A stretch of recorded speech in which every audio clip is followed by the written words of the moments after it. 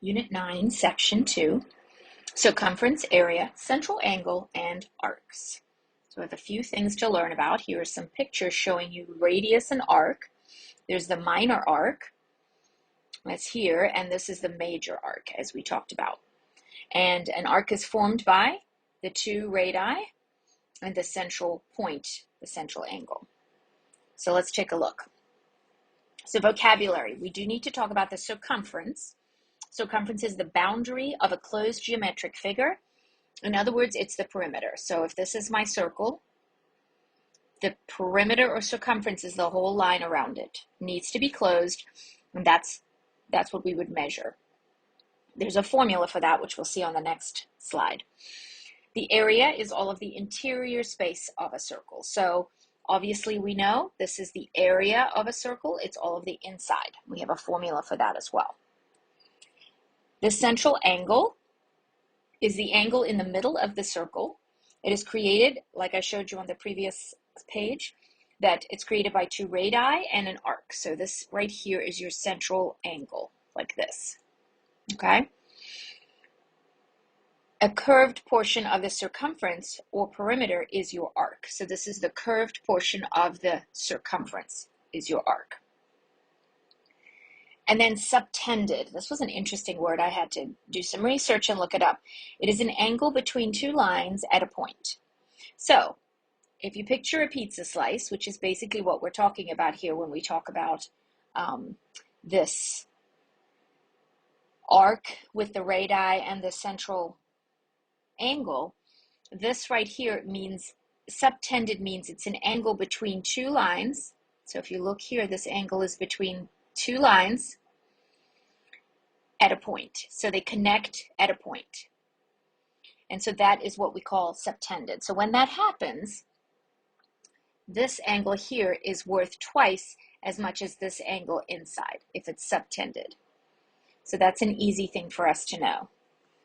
And then of course we need to know pi. Pi is the ratio of the circumference or perimeter to its diameter. So if we take a circle, we figure out its circumference and we compare that to its diameter.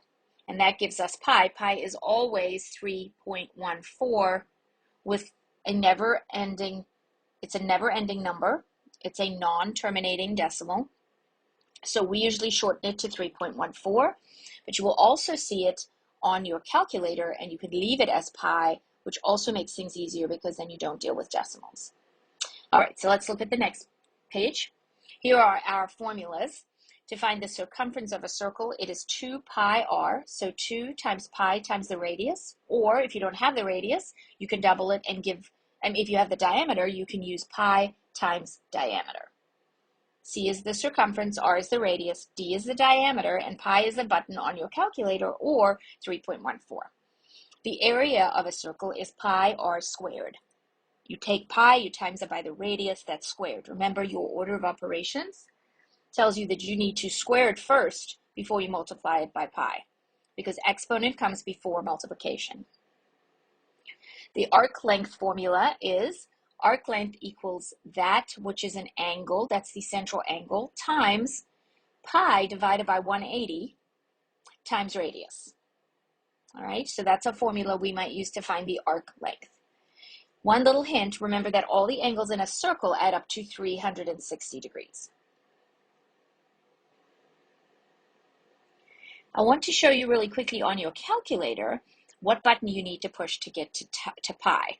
So when you're on your calculator, you need to use the second button, make sure it's on, but then hit the second button, and then if you look here, you'll see the symbol for pi, which as you know, kind of looks like that.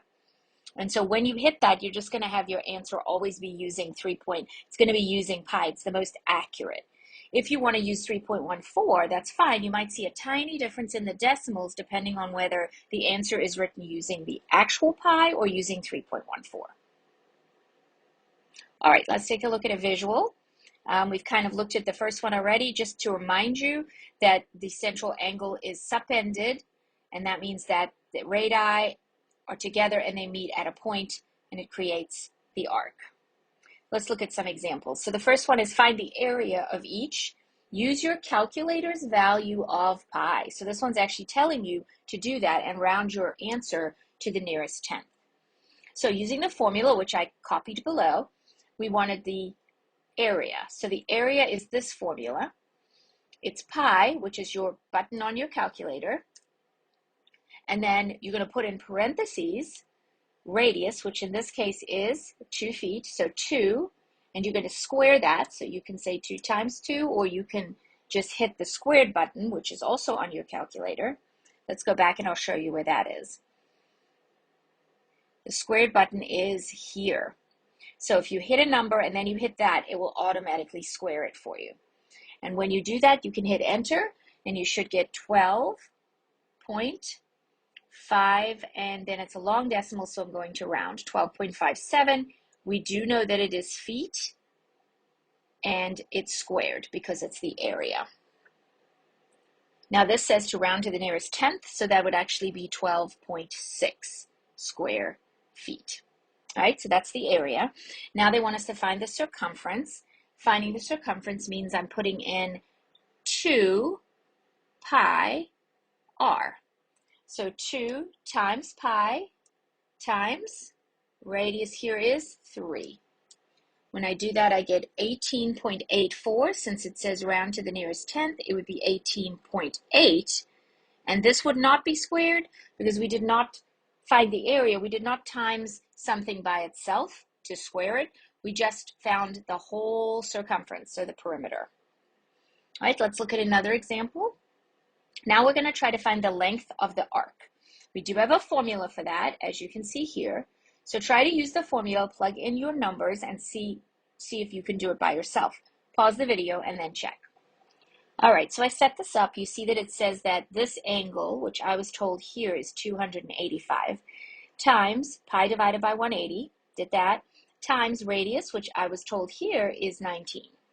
So when I multiplied all that together, I get 94.5, and it says the nearest tenth, which is 94.5. And this is going to be inches because it's a length and it's not an area. All right, so let's take a look at example 4. Assume that the lines which appear to be diameters are diameters. Okay, in this case, I don't see a diameter because it's not straight. I do know, though, that the total angles of a circle equal 360. So I know that 145 plus 160, I'm going to look for that real quick in my calculator, is 305. Okay, so I do know that nope, not 350, 305. So I do know that 360 minus 305 is going to give me 55, right? So that means negative 13x plus 3 is equal to 55. Now I have a basic two-step equation. And when I divide 52 by negative 13, I get negative 4. So x in this case is negative 4.